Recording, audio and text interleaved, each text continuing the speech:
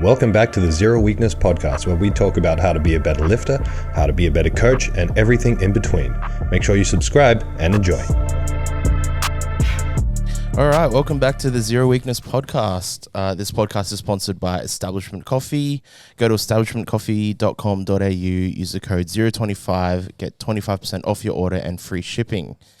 We are back with another podcast, and today we're joined with a special, very special guest all the way from Wales. He's Jordan Helyer. Flew all the way from Wales for the podcast. Yes, just for the podcast, nothing else. For sure. Worth the trip, I hope. No, Jordan came down to compete in Pro Raw, and now he's hanging out with us. Brisbane Gold Coast, checking out the Zero gyms for the next couple of weeks. But let's get straight into it, and we'll get some info on you, Jordan. So tell us a little bit about who you are and what you do over there in Wales. Cool, yeah. So Jordan Helyer from Cardiff in Wales. I am a strength coach, so I'm like the Zero representative of the Zero brand in the UK. So primarily I just do like in-person PT. I do some online coaching for the Zero guys, do the coach development system, primarily hitting like the GMT time zones. So when Thomas is sleeping, we're still working. And I also tennis coach as well. So I was tennis coaching before I've been doing like strength coaching and powerlifting coaching. And I still do that, a little bit now. Yeah, so that was kind of your gateway into strength sports, right? That's your sporting background is tennis. When did you start playing tennis, and sort of how far did you go with it? Yeah, so I probably started playing when I was around about 12. I got introduced to it by my best friend's nan, because me and my best mate were little shits, so we needed some sort of guidance to keep us keep us on the straight and narrow.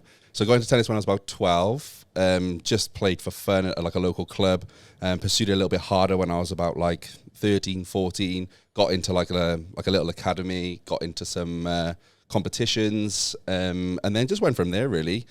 Pursued it all through my junior career. Had a little bash at pro events when I was about 18, 19.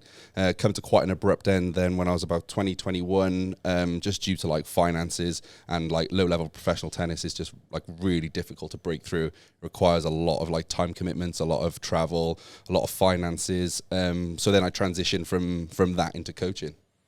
Yeah, so when we were talking the other day, you mentioned that the financial side of things was what made you stop.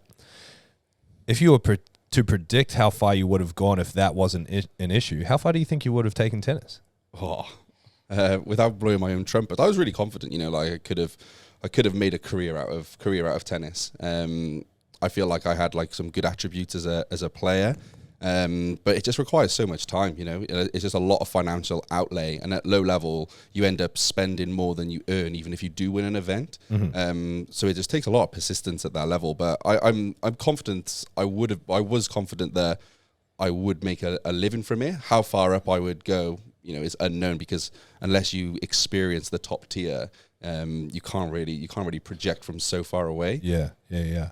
When you say like it's a huge time commitment, obviously there's the financial side of things in terms of coaching, time away from being able to make money, traveling internationally to play tennis. How much time are we talking? Like, what would the time commitment have been to continue down that route?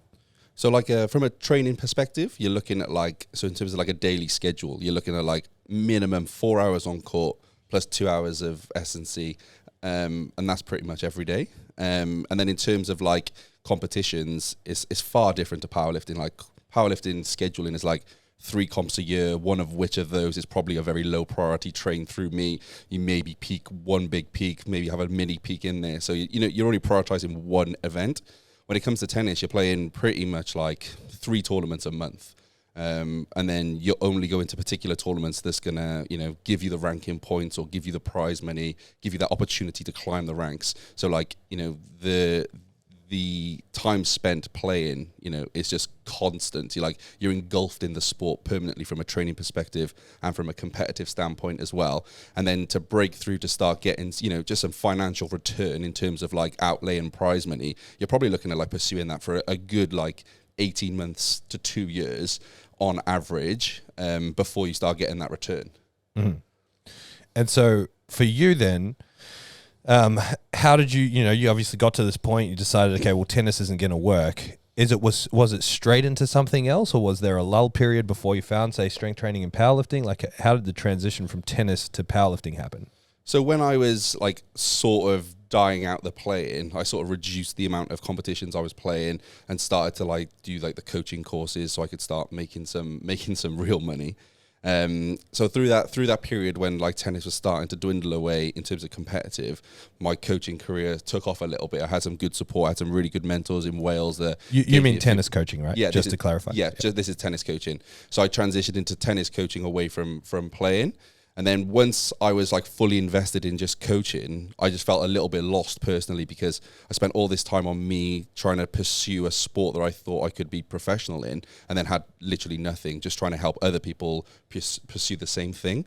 So I wanted to be competitive in something. And I found that when I was like training for tennis, I was always like one of the stronger guys in S&C, and I was always the one that probably put in the most work. So I started to then, go a little bit harder in the gym and just do it from like, just for self-fulfillment, like feel good about myself in the gym. Got into like CrossFit for a very short period, but I just tried to be competitive because like, CrossFit classes is like you go to a generic class and you have like a workout 12 minutes or 10 rounds or whatever. It becomes quite competitive. So I just trying to find like quick competition so I could get where I wanted, that endorphin release from that. And then from there, then I sort of moved away from CrossFit, did a little bit of weightlifting, just really casual, but really like the technique side of things there. And then I was just getting a little bit beaten up from doing weightlifting. So I was like, I'm just going to just squat a little bit. And then I was like, I'll bench a little bit. And then I found like powerlifting. And I was like, this is pretty cool. I'd like to pursue this a little bit harder.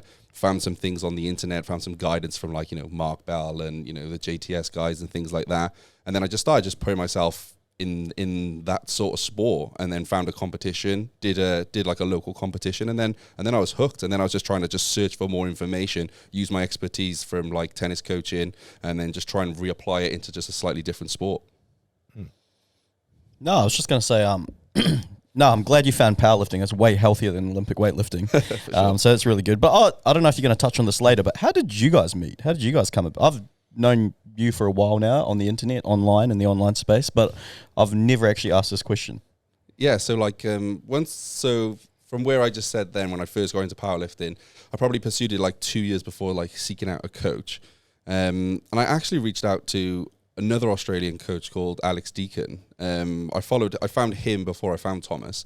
I sort of reached out to him and I asked if he like had any coaching spots or what he thought, and due to his work commitments at the time, it was like a conflict of interest. So he referred me on to Thomas. And then I just like looked at Zero and just like researched Thomas, and I didn't act immediately. I was like, God, he's really expensive, like back at home, it was like really inexpensive for powerlifting coaching, much smaller sport than how it is in Australia at that time. So then there was like a little like interim period where I didn't get in contact with Thomas. But then from there, then he started doing like the podcasts and stuff. And then when I was starting to listen to that more, I just felt like he had a real good like technical, system for powerlifting coaching. And because of like tennis and how technical tennis is, I just sort of related to it real well. So I reached out and then started getting coached by Thomas. That's mad. You know what they say, don't expect a Ferrari when you're only willing to pay Toyota Corolla prices. What do you drive? Doesn't matter. And judge a book by its cover, Jordan. I don't actually remember that. As in, like, I remember you reaching out via email, and I remember you mentioning that you'd be referred by Alex. Yeah. So thank you, Alex. I really appreciate that.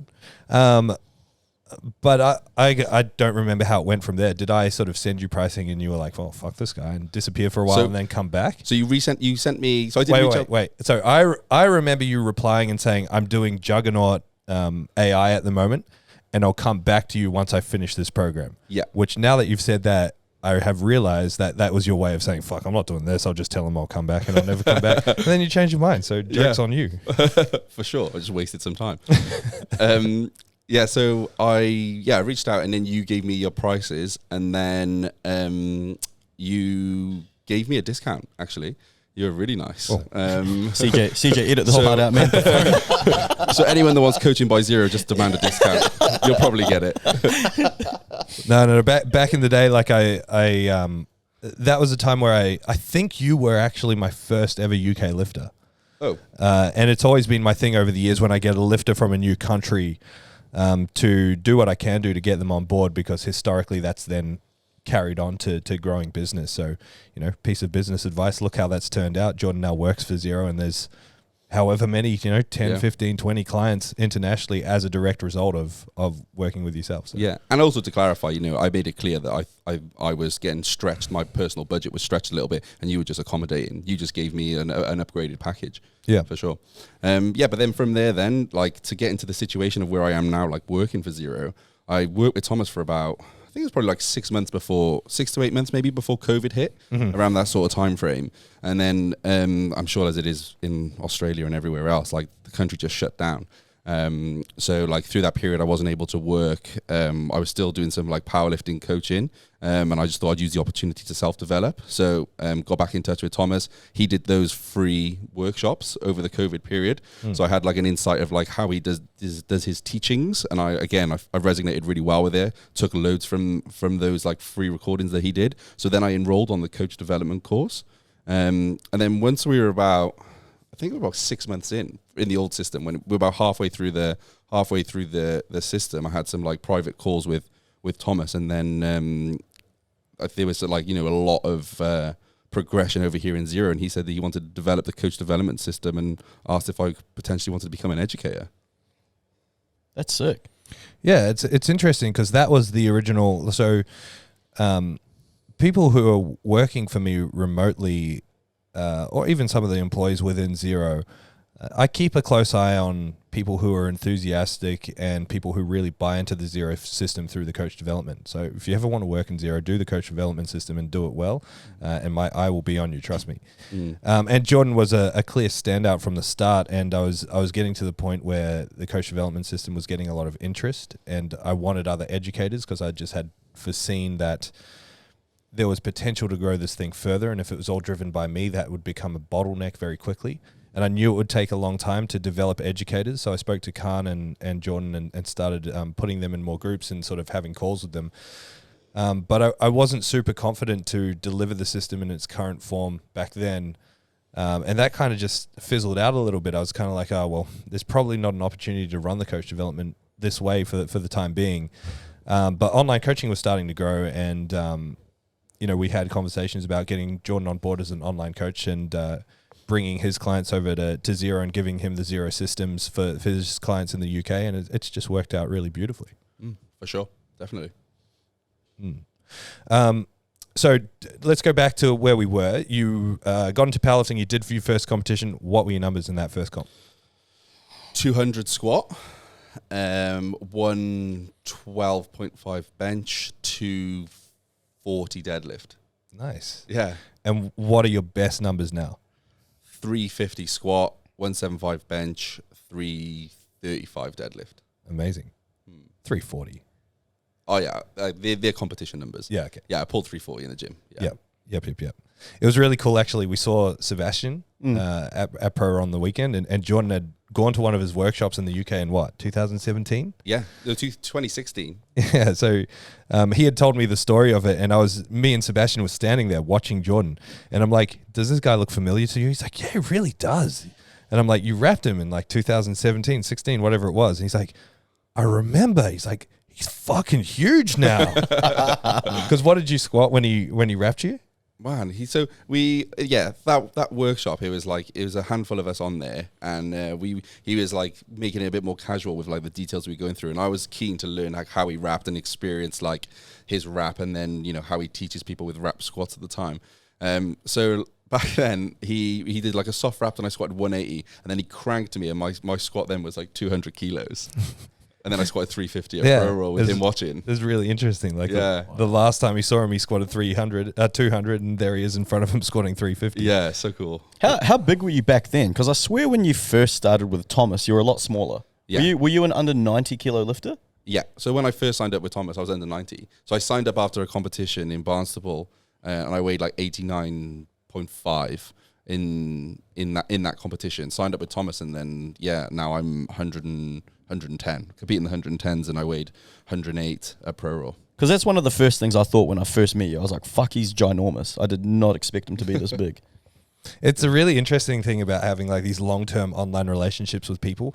You know what they look like, so you know how to, but you never actually get a handle of their shape and appearance in person, especially with height. And so like for me, Jordan was way taller than I was expecting. Yeah. I was like, oh, hello. Hello up there. But I'm How only are you? 5'11", so Thomas is quite small. You're definitely 6 foot. Definitely 6 foot. Tell us about your diabetes. So Jordan's also a type 1 diabetic, and that, does throw a spanner in the works when it comes to performance in terms of just, it's been really interesting because I know about type 1 diabetics. I've trained type 1 diabetics. Jason Semler was a type 1 diabetic, the former bench press champion of Australia. I've been around type 1 diabetics before. My sister-in-law is type 1 diabetic, but I've never really, now that you're staying with me at home and we hung out all weekend at Pro Raw, I've never seen the actual, I don't know if burden's the right word. Maybe it is the right word. Definitely the right word. The burden that it is having to constantly monitor this thing. When did you first find out that you were type 1? Yeah, so I got diagnosed really late.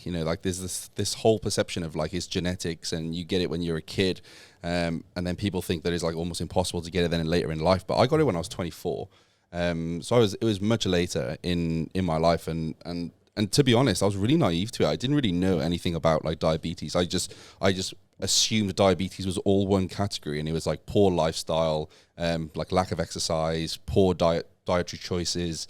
And people were just like in that archetype, and they were all diabetics.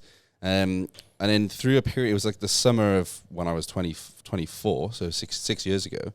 I was just having this like real, it was a real crazy time because that was when my career in tennis coaching was really taking off. I was working with like really good, really well talented tennis players that were like aspiring to play like junior Wimbledon. They were traveling internationally, had a lot of responsibility with them. It came with quite a lot of stress, but I was really throwing myself at the opportunity to be working with like some amazing players. So my working week was like 50 plus hours on court, plus I was like training myself, plus I was trying to pursue some other endeavors as well. So I was really like stretching myself. So I started losing just loads of weight. I was probably, at the time I was probably weighing about like 85 kilos, but my weight was literally just dropping by the week.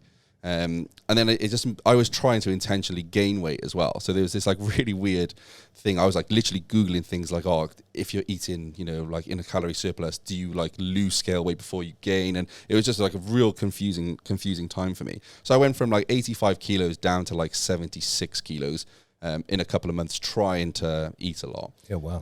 So it was like, so I was like changing a lot and people were starting to notice as well. But again, I was just justifying it through like my work. I was like, oh, my work schedule is real busy at the minute. Hopefully it's not going to stay like this forever. And for context, when you say coaching tennis, you're playing with the kids, right? Yeah, so like these kids I was playing with, they were really good players. So like when you're on court, there's a little bit of like work where you're just basket feeding, but I'm pretty much just playing tennis like properly 8 hours a day. So calorie expenditure is huge. You know, you're burning a lot of energy. And then from that point, then I was just getting like really, really thirsty. Like I couldn't really quench my thirst, and that was just regressing by the week as well. It was like to the point where I was probably drinking like 5-6 liters, and then I was in excess of 8 liters.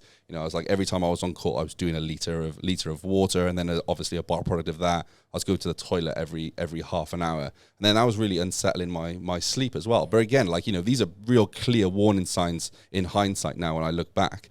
But at the time, again, you just create justifications for it. So I'm working lots, I'm trying to train really hard, I've got a lot of stress. This is all to it. Anyway, it got to the point where there was this one occasion where I had to pick up a client from school. I had a drink, went to the toilet, did a 10-minute trip. By the time I came back, I was busting to go to the toilet and I was dying of thirst again. So it was like literally within like 10 minutes. So really bizarre.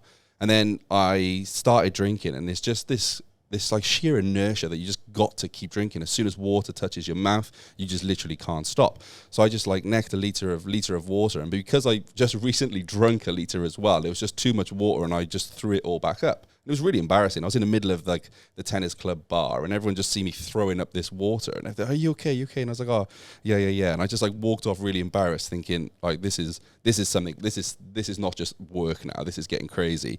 So I went to the doctors, and within that time, I was Googling my symptoms, and it came up like potential symptoms for diabetes. So I said to the doctor, I'm not really one to sort of self-diagnose or, read stuff off the internet, but I do feel like I've got all the symptoms for diabetes. And then she was like, yeah, probably just like type 2 diabetes, if anything, but probably not. We'll just do a couple of tests. And she pricked my finger, put it in the glucose monitor, and like a normal range is probably between like 4 and 6. And mine just said high. It just said HI. And I was like, oh, what does that mean? And she was just like, oh, you're literally just off the scale. It's a really high reading that the monitor can't read. So I was like, oh, is that bad? And she was just like, potentially, just do a little urine sample. We'll put this stick in it. And if it changes, it was a particular color, I can't remember which. If it changes to this color, then there's glucose circulating in your urine, and you probably are diabetic. So she's like, oh, it takes about 3 to 4 minutes. She dipped the stick in within about 20 seconds. It completely changed color. She was like, oh, there's a lot of glucose in your urine. We're going to have to run a blood test, come back in the morning. She did my bloods.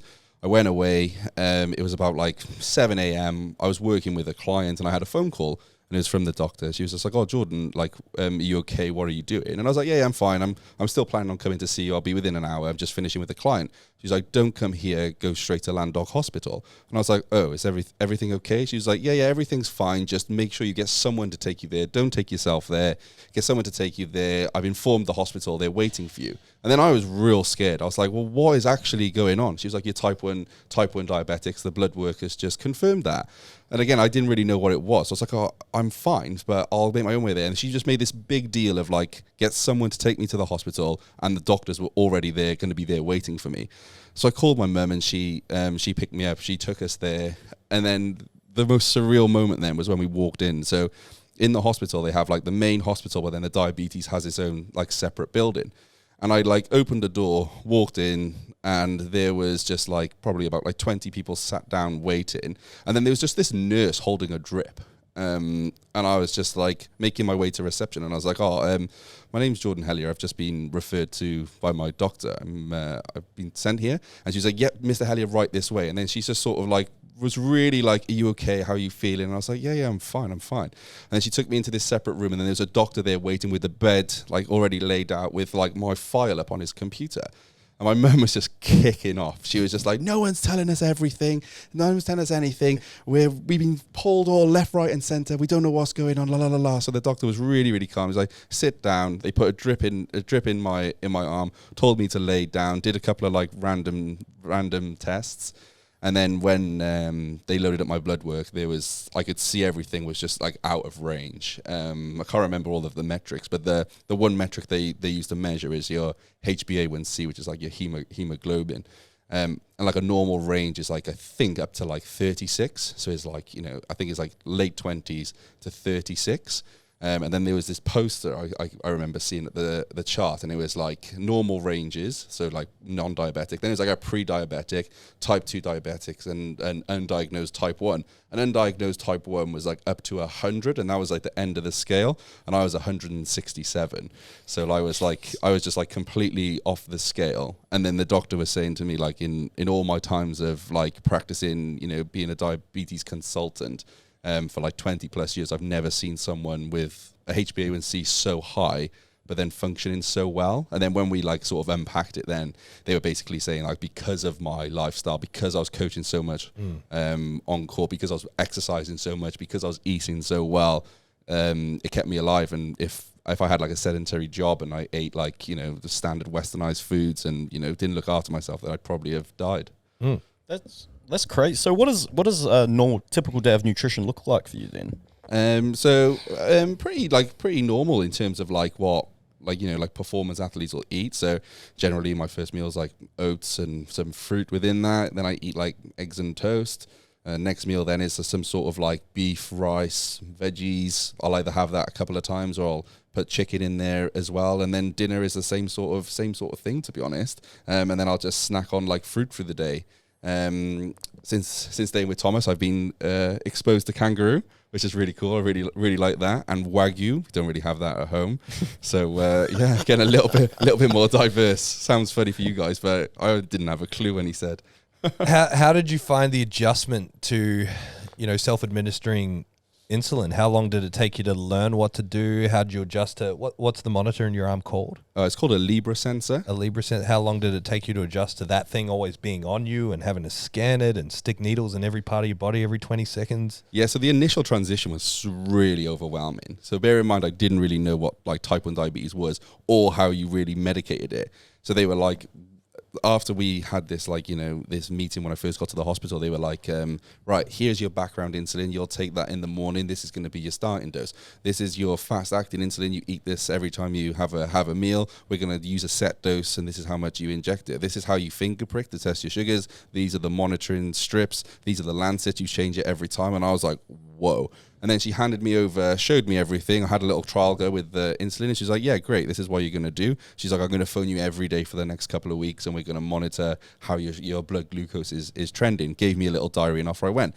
She was like, you need to pick up the stuff from the pharmacy. And then my prescription was just like this. It was just like all these things that I needed to get. And I walked out of there, and I was like, I don't even know what I've got.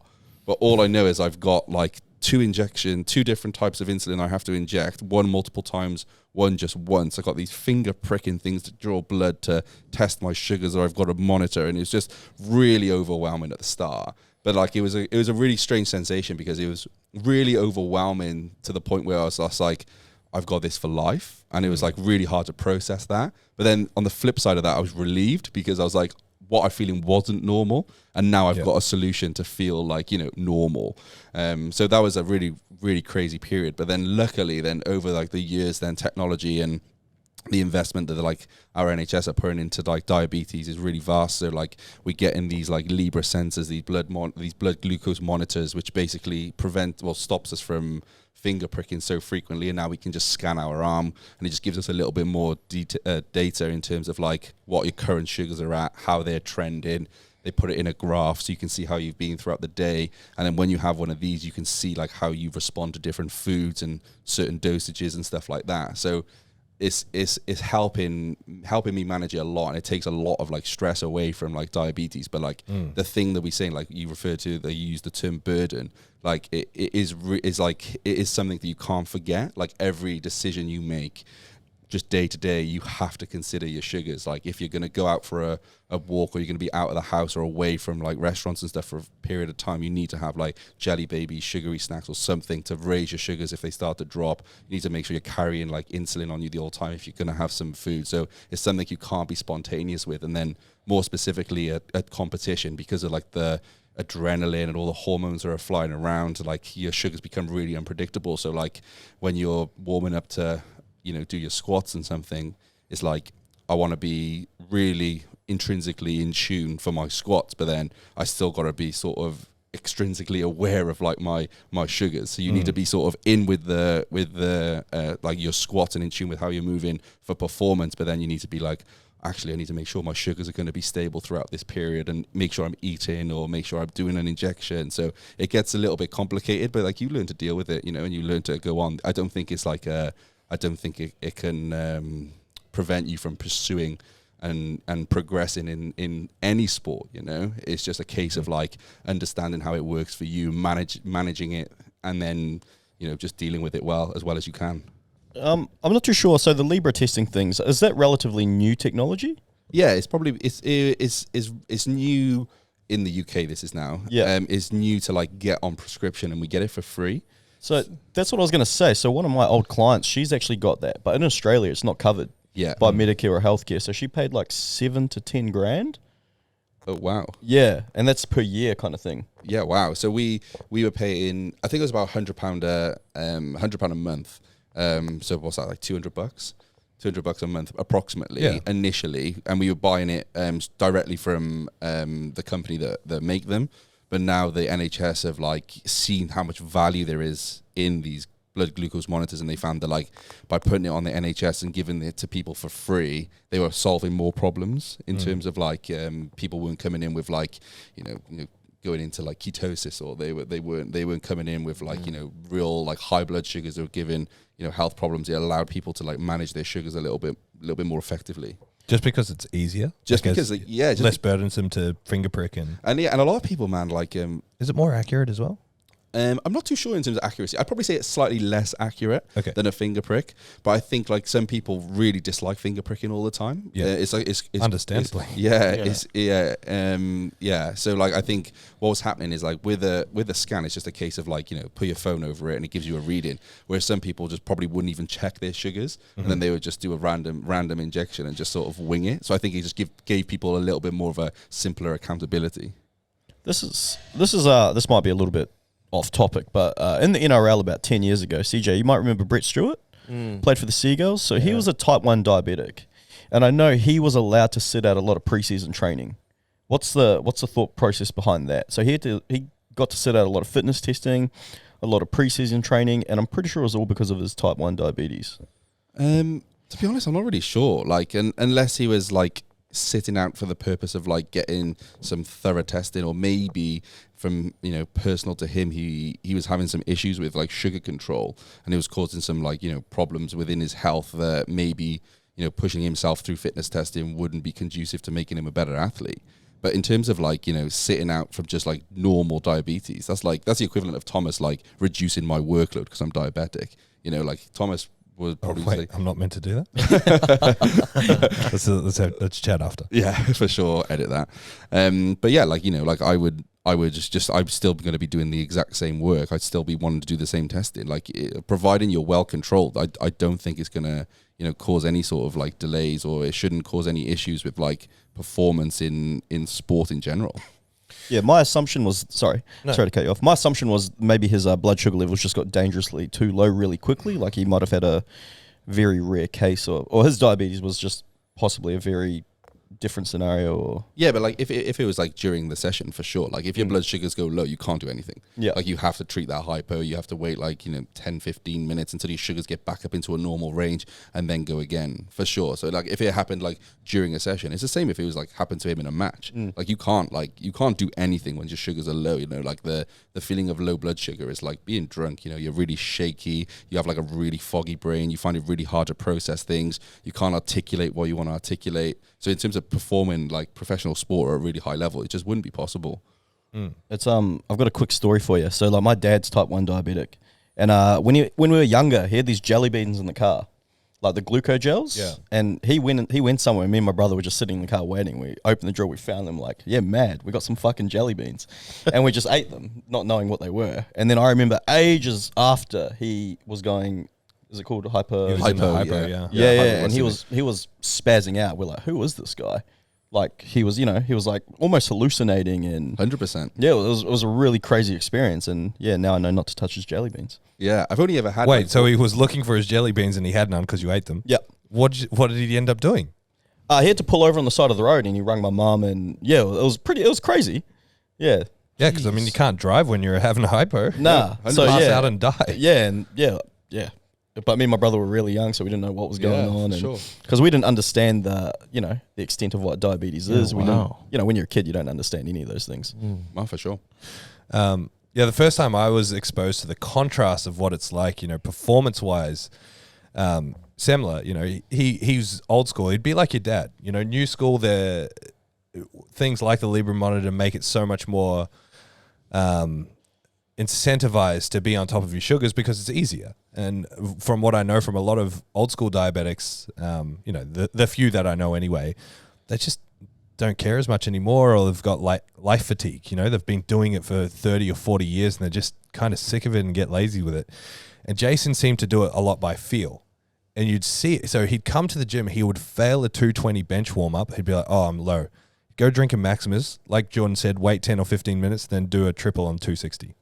The contrast was insane. And the time between the contrast was insane. Like absolutely wild. I wanted to ask you, I'm guessing you become quite in tune to how you feel based on sugars being high or low. But then you've got a monitor to tell you, and there's the whole thing about technology and how it makes us feel from a just mental perspective. Like if I look at my CPAP and it says I've slept 6 hours, I feel shit because it says I should feel shit rather than me actually feeling shit. Do you ever get that with your diabetes? Do you ever feel good and then you check your sugars and they're a little bit lower, a little bit higher, or inconsistent? You're like, oh, now I feel shit because I know I should. Yeah, so like I think diabetes is quite unique to that, because like within like ranges. So say like the normal range is between like, you know, like 5 and 7, say, right? So anything slightly outside of those normal ranges, you won't feel. Like you won't feel any sort of change. Anything like more extreme to those ranges, you'll 100% feel. So like you were referring to that guy that just went by feel, it's because you can feel it. Yep. If I am going like below 4 in my sugar readings, I'll start getting a little bit shaky, you know, I'll start feeling a little bit weird, and I know like through experience that that's a hypo symptom. Then on the flip side of that, if I was like exceeding, you know, and my sugars were in like the late teens, I'd have like this really like I'd be really parched in my mouth. It'd be really dry. I need to go to the toilet, and I'd have these like high sugar feelings. But in terms of like, you know, just slightly out of range, you can't feel that. So you don't associate like, you know, oh, my sugar's at 12, I feel shit. It's like, well, no, because that's only slightly out of range. You just feel normal in that. It's only the extremes in which you really feel it. Which I guess is why it took you so long to even realize how bad you were feeling, you know, before you got diagnosed. Yeah, for sure. And I mean, like, it's why it's such a, I don't know if silent killer is the right terminology for it, but, you know, for people like yourself, you were never exposed to diabetes. You had no idea what the symptoms were. And so you start pissing more, you start drinking more, you start feeling a bit funny, you start losing weight. You assume you're normal because you are normal. Yeah. And so like you have no idea what diabetes is. You never think, oh, these are symptoms of diabetes. So it's easy for you to sit there and be like, in hindsight, I had all these symptoms, but how the fuck would you know? 100%. And it's like the stuff that you draw upon with like sleep, you know, people that say, oh, I function fine on 4 hours of sleep. It's like, no, you don't. You're accustomed to feeling like shit. It becomes your new normal. Yeah. And that's exactly what's happening to me. It just started to become my new normal. And it's only when it got to the end of it, the extremes of it, in which I was like, actually, this is definitely not normal. Like the justifications that I was making for feeling like that were just like, nah, like this is not even enough. That's not enough for how I'm feeling, for sure. So like, sorry. Okay. Before you got the diagnosis and you started to feel weird, so were you going hypo? Is it hypo? So I would be going hyper because I was like hyperglycemic because I didn't have insulin. So the feelings that I were feeling were just from high blood sugars. So that's just like, that's the weight loss. That's constantly going to the toilet. So you weren't getting the shakes? No. That's when you dip. Yeah. And it's just like, you know, like high sugars as well comes with like chronic fatigue. So like there was like, I think 2 occasions that I can remember where I was working on court waiting for a client and I just fell asleep on the bench, like in work, you know, waiting for the client to come on court and I've fallen asleep. And then she comes on court and I'm like, whoa, okay, yeah, fine. And then I was just getting more and more and more lethargic. But again, you just create the justification. I'm lethargic because I'm working loads and I'm tired, you know? It's just like, you just create it until it got to that point where I was like falling asleep, throwing up and vomiting the water I was drinking. There's another story. I went and got tattooed in London and I took this thing called a megabus. And it's like from London to Cardiff, it's probably like 3 hours, you know. And I knew I was feeling like I was feeling. I was like, I'm going to be thirsty on this journey, so I'm going to buy. I bought like 2 750ml bottles of water, right? And the bus got slightly delayed. I drank the first bottle of water before the bus departed, and I drank the second bottle of water within 10 minutes, you know. So like within like 20 minutes, I drank both these bottles of water, right? And I was 10 minutes deep into my journey. And I was like, again, it was just because of this inertia. As soon as water touched, I couldn't just sip. I had to drink it because I couldn't quench my thirst. So I was on this megabus, and I don't know if you're familiar with them, but they're really like cheap, like grotty buses. Like they're just like really inexpensive way to travel, right? So it was a late night bus. It was about 11, 12 o'clock. People were sleeping. I went down to the bus driver. I was like, man, I really need a drink. Can I drink the water that's in the toilet? And he's like, definitely not. It's like contaminated. Don't touch it. So I was like, oh, okay, fine. So I'm sat down, and then half an hour's gone, and I'm like, oh my God, I really, really need a drink now. So I stole 2 bottles of water from people that were sleeping. Crazy. Because I just had to have a drink. I was like, under no circumstance, I'm not going to wake them up. I literally I was sat at the back, and I walked down, going left to right. And then I saw like this lady sleeping. So I took a bottle of water out of her bag, went back, drunk that. Then the last like half hour of the journey, I was like, I'm going to have to do that again. Walked a bit further down. There was a guy sleeping and he had a bottle of water on the side of his seat. So I took that, walked it back and drank it. And then as soon as I got off the bus, I ran to the shop and I necked like a litre of water. And I was just like, this is just not normal. Did you have to like piss all that out? Yeah, for sure. And that's the cycle you go through. It just goes through you. Yeah. So when you got medicated properly and all that, you know, talking about like with sleep, how, you know, you just get used to feeling like crap all the time, and then you start getting proper sleep and you realize how good. Did you have that moment, like when you started monitoring everything, knowing what was wrong with you, treating yourself, and all of a sudden you're like, wow, I forgot this is what normal felt like. Man, I felt like God. Yeah. It was crazy. So I went down to like, mid 70 kilos. Within a couple of months, I was like up into the 90s. I just went big, real quick. I just like responded really well to training. I was really energized. I wasn't waking up 4 or 5 times a night to go to the toilet. So I just felt way, way better. It literally transformed me. I felt like a completely different person. Oh, wow. And yeah, it was crazy. Yeah. So I want you to tell your story of what happened at Pro Raw after squats with losing your phone. Yeah. So, So after squats at Pro Raw, I was pretty like out of it. I finished my last squat, and I was just sort of made my way back to my seat. And because Pro Raw was so busy that day, there was just people everywhere. So I like put my phone down. I gave my headphones to someone, and I just forgot what I did. And then, so after squats, I always like to eat. And I lost my phone.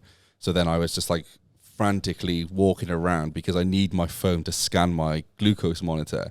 So I was like, I can't eat until I've scanned my monitor so I know how much insulin to take. And like a competition, you can't just guess, you can't just make these assumptions. So yeah, I was like frantically going around. I asked Thomas, I was like, have you seen my phone? I was asking everyone. I was like walking around the warm-up room and asking all these people. But then there was another flight on as well. So my phone was where they're getting wrapped. So I didn't want to interfere with taking them out of the zone. So it was really stressful. But luckily the announcer put an announcement up and I managed to get my phone, scan my arm, got my sugars injected, and then I could eat.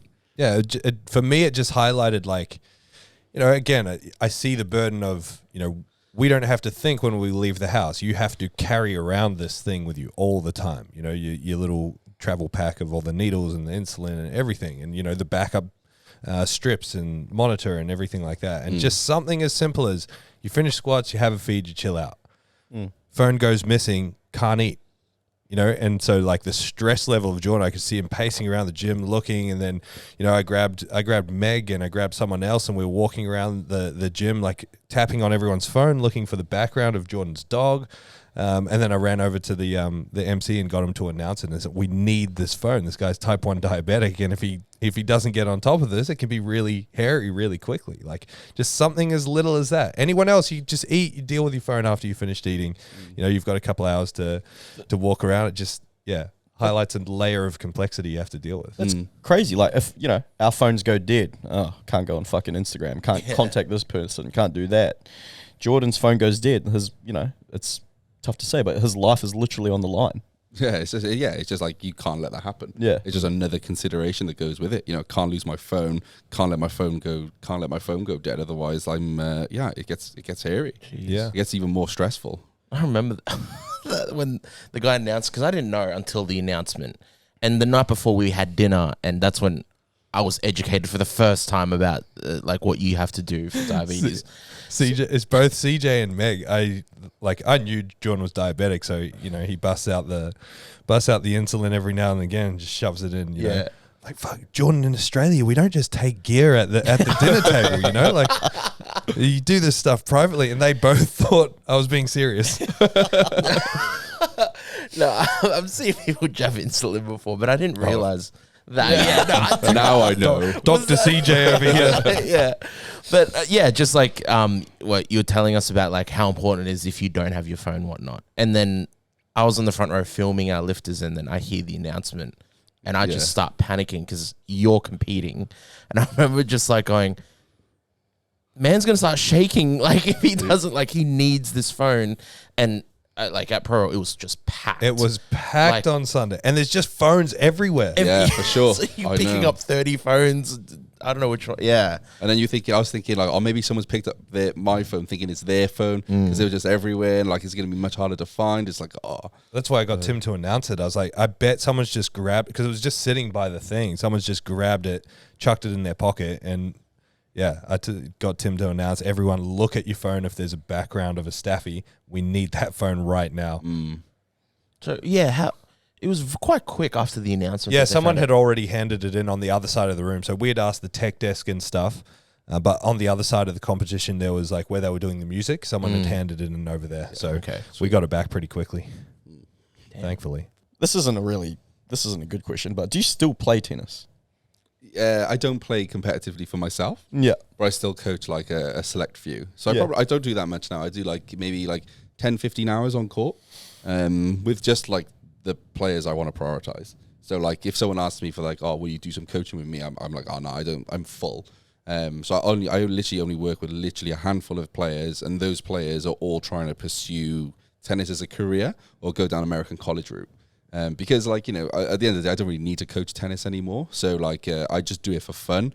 And if like I'm working with an individual that gives something back or just showing a real drive to try and pursue the sport, I still absolutely love that. So I work with like 5 people maybe, and that's it. What got you, we didn't touch on this, what got you into actually coaching powerlifting? Like you started powerlifting, when did you actually start coaching it, and why did you go down that route?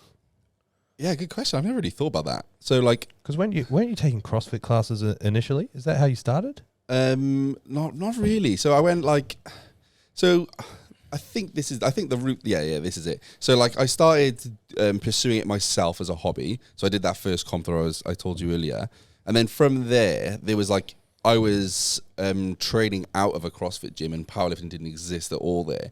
So from that point, I said to the owner, because he like met Louis Simmons, he did like a California trip, and he was quite into powerlifting himself. And I was like, let me just expose people to powerlifting. And we just ran like a mock meet. We were like, we'll run on this day. We didn't like do any training into it. We just said it's a squat, bench, and deadlift like max out day. And then when we had like 10 or 12 people sort of book onto it, we were like, Robin was like, oh, explain the rules briefly, and then we'll just like chuck the tunes on and we'll get these people to lift heavy. So I just quickly explained the rules, and like that, it was a crazy evening. It was like a real backyard sort of like multiple racks. But then when someone was lifting, there was like no sort of judges. We just explained like try and squat, you know, hip crease below the knee, la la la. And then everyone was just standing around them, shouting at them. The music was blasting. It was a real fun like lifting environment, just like as you do here at Zero when people are going heavy, you know. And from that point, I was like, this is fucking sick. I really would love to teach these people a bit more about this, you know, like the nuance of like low bar, because they were all like CrossFitters, and, you know, the arch and the bench press, potential of sumo and all that sort of stuff. So from there, then I did a couple of S&C courses just so I could do it. And then from there, then there was nothing out there for like powerlifting specific. So then I was just gathering information randomly from the internet and just using a load of information from different resources. And then I just created my own little like powerlifting club within that CrossFit gym. And then it just started taking off. And that's how pretty much like I got identified as like a powerlifting coach, was from that point. Sick. It's so obviously in the UK, obviously in Wales, the powerlifting scene isn't as big as it is here. So coming to Australia, where I'd say we're the second biggest country for powerlifting in the world, behind America. Would you agree, Thomas? Yeah, it's pretty hard to say that many people are doing it bigger than us. Yeah, Yeah. It's So pretty like huge over here. Yeah, so powerlifting here Oh, wow. is fucking huge. So what's it like coming to Australia and being like, holy shit, all of these guys are powerlifters. Everyone loves powerlifting. You come to somewhere like Zero, where this is like, I'm assuming this is the first full-blown powerlifting gym you've been to. Yeah, so like my time in Australia, I think I've seen pretty much the best of the gym so Cream far. of the crop. Yeah, so I spent a week in Melbourne before coming over to Brisbane, and like there I went to see the Melbourne Strength Culture boys. So I sat with JB Smith, chatted to him for a little bit, and I saw his gym, and he was explaining how they designed it, and they had all the little like nuance and the interior stuff with it. That was unbelievable. We have nothing like that back at home, so that was real cool. Then I went to like PTC HQ, where ProRo was held, and saw like, you know, all the equipment there and the stuff he had to move out to have the event there. Crazy, like the backward facing mono. I've never even seen one of those before. It's just crazy. I went to Apex, which they have like multiple, you know, powerlifting bits of equipment, and, you know, a load of powerlifters that train there. And now I've seen the 3 Zeros in Brisbane and the Gold Coast. So like it's just like a mad, like some of the stuff that I've seen here I've never seen before. You know, like the Thomas was showing me like the difference in some of the monoliths you have here, and how it's like, you know, like little nuanced details to make it a little bit like user friendly. And like back at home, I don't train on a monolift, I train on mono hooks. Yeah. Because there's no gyms in Cardiff that have a monolift. And like the bars that we use in competition, I have to buy them myself, and I take them to the gym with me. So it's a real, like, you know, it's a real mad experience for me to be here. So yeah, I can't wait to get in amongst it now with you boys and have a few sessions on it all. That's it, because it's crazy. It's still crazy to me because we've just become so accustomed to it because we've been here for so long or whatever. But other people that are powerlifters and they haven't trained at a powerlifting gym and they come here and they're mind blown. They're like, wait, so you've got fucking more than one deadlift bar? Wait, this is a different bar for squatting. Oh, you're spoiled. Like, even like Thomas was like, we talked about like deadlift bars, and I was like, oh yeah, I got a Texas deadlift bar. He's like, oh, have you seen the chrome one? I was like, what's that? I was like, I didn't even know they did a chrome one. And he's like, oh no, I got one at the gym, have a look. And I was like, oh my God, that's sick. Real grippy. It's just like, it's crazy. Yeah, we talk about it all the time, but I remember when we used to have Oki bars and Goliath bars and, we'd be like, oh, got a deadlift with the Oki deadlift bar today. It's like, fuck, how spoiled. Yeah, it is. Even especially like holding comps here, our warm-up room, and like how we have like 4 Elicos to warm up on, like combo racks and, 3. And that to me is like, that's normal for me because I started powerlifting in Zero. And then when you were telling me about your first comp, how the warm-up room was like the size of this studio here, and there was like, people had to bring their own weights if they were really strong. Yeah, in some comps, yeah. You had to walk out your squats because there was only one mono. And hearing that, I was like, wow, that sounds so ghetto. And I think that's why, normal. I think that's why Australia powerlifting, especially like with the stuff here, is just growing because it just makes it such a, it's such an enjoyable experience for people. And there's just so much access to it over here. Whereas back home, if your first experience is like, quite like stressful because of the variance in equipment and the limited amounts of space, it's probably not as an enjoyable experience for people that are just getting exposed to the sport, doing it in an environment like that compared to like competing at ground zero. All I'm hearing is that it sounds like there's a market for Zero Cardiff, but it's okay. It's a conversation for later on. All right, let's talk about Pro Raw then. Go on, Thomas. You might as well start this. No, then. What do you want to say? What happened on night 1? I want to stay humble. It can be hard. I feel like most people in my position of Pro Raw Deadlift Champion 2022 would be taking advantage of the situation, getting photos of the trophy with people and bragging about it nonstop, but it's just not me. Nah, it doesn't sound like you at all. Back to Jordan. No,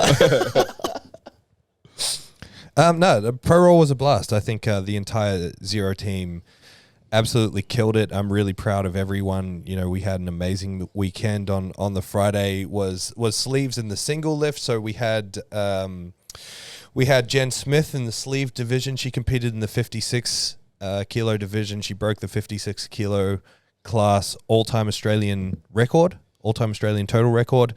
And she did that in sleeves and on a deadlift bar. Sleeves and on a power bar. The previous record was in wraps and on a deadlift bar. So absolutely phenomenal lifting by Jen. That makes her the number 1 56 and 60 kilo lifter in the country ever, which is just phenomenal. She's an absolutely incredible lifter, and I am just forever so proud and privileged to have been part of her journey. So well done to Jen Smith. We had Josh Takua, who's not coached by us, but trains at our Zero gyms and is definitely a big part of the family here. He had an incredible day. He won the 90 kilo class in the sleeve division as well. Just missed out on 300 kilo squat. I know how bad he wanted that, and he stood up with it. He did the squat. He hit depth. He stood up for it with it. He got done on bar dip. So there was a bit of an obvious bar dip in the middle there, and unfortunately got red lighted on it. But fucking valiant effort from he's an animal from Josh. Yeah. Then we had the single lift in the evening. We had Andrew Cooper, one bench only. Not really any surprises there. He benched another 300 in competition, which for those who don't know is actually he's done a little bit more than that. He holds a record at 306.5, but he did that 425 a month or so ago. He actually got pretty injured doing that. So the shirt gave him some real bad neural arm pain. But on he did 4 attempts at that comp. His third attempt was 425, and he dropped it. And when he dropped it, he didn't drop it. He lost it. He lost it backwards into the rack. And I'll show you guys the video later, but he lost his wrist, and he really injured his wrist. And his hand got pinned between the bar and the rack. Like, he's really lucky he didn't lose a finger. It's 425 kilos. So he's been dealing with a really sore wrist and hand for the last 4 weeks. That's why his benching hasn't been as good as it has been in the past. So he really managed to pull it together and bench that 300. And the floor on the platform out there is quite slippery. A lot of lifters were having an issue with that. We also had Caleb Voice, in my opinion, the best bencher in Australia. You know, Andrew's by far the strongest, but Caleb has the all-time records between the 80 and the 110 kilo class in every class.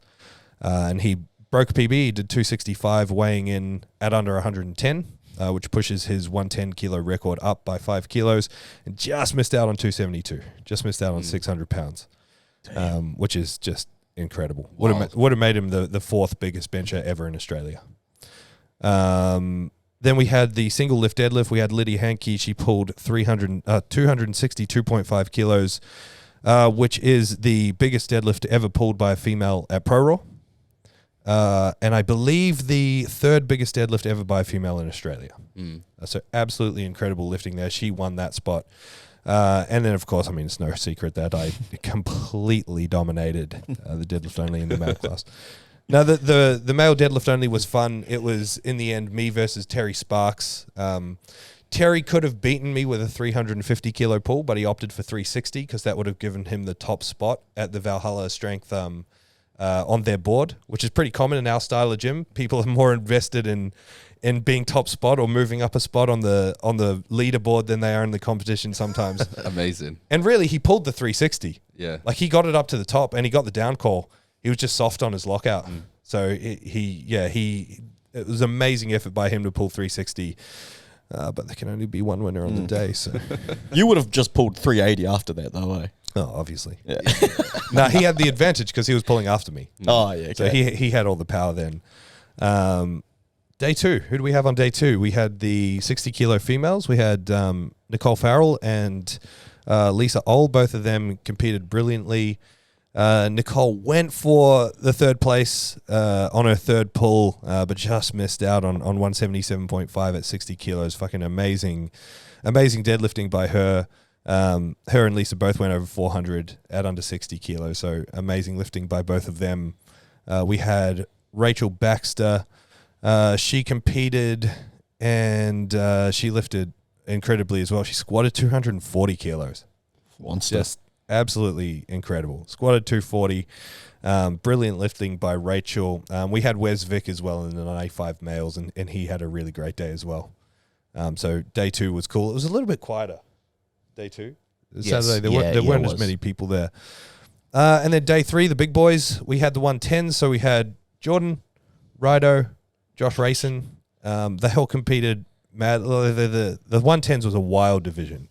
It was a tight top, toe tops position in terms of like everyone was in like what, like I think the top couple were within like a couple of kilos of each other, and then the battle for like, you know, like second and third and fourth was in like, you know, 10, 15 kilos of each other. Super tight. From the start, it could have been anyone's day. Like the guys that were stronger, they could have had a bad day, and the guys underneath them could have chased up. Like it was always going to come down to deadlifts, and the 110s were unreal. You know, Jordan completed brilliantly. The 350 squat he did was fucking awesome. Just missed out on the 360. Rido gave us all a heart attack. Missed his first two squats, then changed his technique on the third to get it. Fucking never do that again to me, Rido. Scary. Never ever do that again, please. And Josh Racing, he's a relative newcomer to Team Zero, and he had an incredible day as well. Really, really strong lifting for him for his return back to powerlifting. He's a powerlifter of days gone by. Then he did some bodybuilding in the middle. Now he's back on board with powerlifting, so he had an awesome day as well. Then we had Big Khan, owner of Zero Mackay. He competed as well. He had a fun day. You know, his first big pro raw experience. Khan won't admit it, but I think he gets a bit nervous. You know, he changes personality quite a lot on competition day. So I think it was a really good learning experience for him and a good experience overall, and he did really well. You know, he had a good day. And then in the big boys, we had Joe Whitaker. That was that was unreal. Big battle. He's a monster, eh? Who opens on a 410 squat? Yeah. You know? Who squats over 400 kilos? Yeah. Opened on 410, did a 435 on his second, but just shy of depth, and then buried a 435 third, and it buried him. So that set him back a little bit. He had to work hard to catch up to Wasser, and then it came down to the third deadlift. And on the third deadlift, he said to me, "There's two options. I either pull whatever needs to be pulled and I win, or I keep pulling until I pass out." Those were his only two options, and he did it. As in the second option, he kept pulling until he passed out. Yeah, So close. So we had to load up 367.5 to pull, which is far above what he's pulled before. And he got it up to the top. He almost had it. Yeah, he was basically at the top, and then he saw God and fell over, and that was game over. I didn't miss anyone, did I? Was that everyone? What was your guys' experience of the competition? For me personally, as a competitor, it was my first pro roll. I thought it was super fun. From the experience of like warming up on an option of 5 monos. Like, he made warm-ups really, really nice. But like, I think the best thing for me was like, one, meeting all these people. I think I was one of the only. Like, sorry, Thomas, you missed Wick. Yeah. I was just going through the photos to make sure. We had Wick from Mackay. She was in the 60s as well. She's a little nugget. She's so strong. Very jacked as well. Yeah, she had an awesome day. Congratulations, Wick. Sorry. Keep going, Jordan. Yeah, all good. I think I was like one of the only like international lifters. So like I've been able to like talk to a lot of the competitors like via social media and stuff, but never met them before. So like the highlight for me was just meeting everyone, like going through like meeting all the Zero guys and meeting all the competitors after speaking to them, and then like like Josh Rayson, one absolute legend. Like we were down to the deadlift. Both trying to pull for third. He pulled 335. I needed to pull 342. To beat him, so there was like a really nice battle, but again, just like a super friendly environment. There was no like sort of arrogance, hostility, or anything to it was just pure encouragement. I wanted him to get the last pull. He missed his last pull. I gave him a fist bump, and he's like, "Right, come on now, you get it." And that's like for me to beat him. So like for me, that's like a big highlight, and that sums up powerlifting, and it just sums up like the people that were there. So my biggest highlight was just all those people. I thought it was like real cool to compete with them, and they're super friendly, and it made the day amazing for me. Why didn't you listen to him? Yeah, I know, because like I had butt fingers. Didn't try. My little thumbs wouldn't hold on for the ride. For the ride. So close. You got the facial explosions. That's the main thing. Yeah, nosebleed, and I had like a weird my badass. cheek was bleeding as well. It's crazy. Yeah, My face exploded. That was worth it. But it looks cooler when you actually hold on to the deadlift, complete it, and then have it. Jordan wheels. Yeah, something like that. And what about you, CJ? What was your experience first time going to a big competition like Pro Roll? Oh, I loved it. I had so much fun. I was just, I think what I really enjoyed about it is, I guess, just being away from the Gold Coast, being in Melbourne, meeting all the big names there and people that I've only ever seen on the internet. But also like, I guess what the heart of Pro Raw is that there's no federations. They all come together, and I found that to be so cool. Seeing people from different federations, more variety of gyms, and just seeing their I guess their cliques, like their gyms, and just you could tell like they had their own culture that they brought and their own methods on how they lift, and you could just see like there was so much diversity over over 3 lifts, but like we all came together and it was like the biggest, baddest, strongest people, and it was just so cool and even like what you were talking about, like that, like if even for the last 110s, who was that guy with the yellow glasses that was pulling for the win? Anthony. Yeah. Anthony, in the 125s. Yeah, like everyone got around to cheer that on, like whether it was from their gym or not. And same deal, like even with the last 2 big boys, Whitaker and Wasser, and it was just so much fun. Like it was, I just assumed, I guess my mindset going into it was like, oh, this is going to be like really like everyone's gonna be so clinical and like don't talk to me. I'm competing on the biggest stage, and it was not like that at all. It was like, it honestly kind of reminded me of like what a novice comp is like here. It's just everyone's just chill. And it was just really cool to be just a spectator there and just enjoy the show. It's obviously I didn't get to go down just because I had some personal stuff going on down here that I needed to deal with. But from the outside, thanks to everyone who messaged me as well, just checking on me. It was good. I was meant to handle Josh Takua down there as well, so I'm gutted I didn't get to do that because it would have been my first Pro Raw experience. Ever since I've known Thomas, I've wanted to go down to Pro Raw every year as well. But from the outside looking in, it was just cool seeing. What I loved seeing is all the ex-PA lifters down there. Like, because previously they weren't even allowed to be at other powerlifting competitions, were they? Yeah. You Oh, were they allowed were? to go and spectate. You weren't allowed to officiate, but Wilkes would tell people that they'd be banned if they were spectating. Because I know he's made people turn their t-shirts inside out and fucking stupid shit like that. But it was just really cool seeing the powerlifting community grow. And like that's what it should be about. Like it shouldn't be about the division of lifters and you can't go hang out with these guys because they fucking take special sauce or all that, all that jazz. And it was just really cool seeing some of these really strong PA lifters mix it, ex-PA lifters, mix it with the other big boys. It was really fucking awesome to see. Funny story. Someone, as a joke, gifted Ed Cohen a Powerlifting Australia t-shirt at a Pro Raw once. And Ed is not a fan of Robert Wilkes. And he didn't want the shirt. So I was like, I'll have it. So he gave it to me. And so I wore it at Pro Raw. Like I was walking around in a PA shirt, just repping PA at Pro Raw. It was sick. Oh, but this past weekend? No. This is years ago. Oh, okay. I echo what you guys say. Like it's my favorite thing about the Pro Raw event each year is like a lot of these crews and a lot of these lifters and their coaches and the teams I only really get to see in a comp environment sort of once a year, or twice a year if they do another comp like nationals. So when everyone comes together, it's just so much fun. Yeah. So much fun because we're all like-minded. We have our different idiosyncrasies, we have our different cliques and all that sort of stuff. But it's so cool to see everyone get together for this one unified purpose. And like James said, it was cool to see a bunch of the XPA people, especially in the sleeved day. For sure. Like I've known and spoken to people like JP for almost 10 years. And it was the first time I met him at that competition. Like pretty wild. So hopefully that's a good sign for things to come now that PA's dead. And things like, Pro Raw coming back, USAPL and APL are making things a lot more inclusive and a lot more accessible. I think powerlifting is just going to get bigger and better. Because Pro Raw is arguably the biggest stage in powerlifting in Australia. Yeah. One of the biggest stages in the world. For sure. So it's cool. Yeah, like we've said a million times just in the last few minutes, it's fucking awesome to see everybody's got a chance to go and compete there now. Literally the best of the best in Australia can go and compete. Yeah, regardless of whatever federation they're in, it's just The strongest. The strongest, yeah. For sure. I love that. Yeah. All right. Well, that's got to be us. We've gone over time. So thank you very much for listening. We'll put up links to Jordan's social media. You can go follow him and check out what he's doing.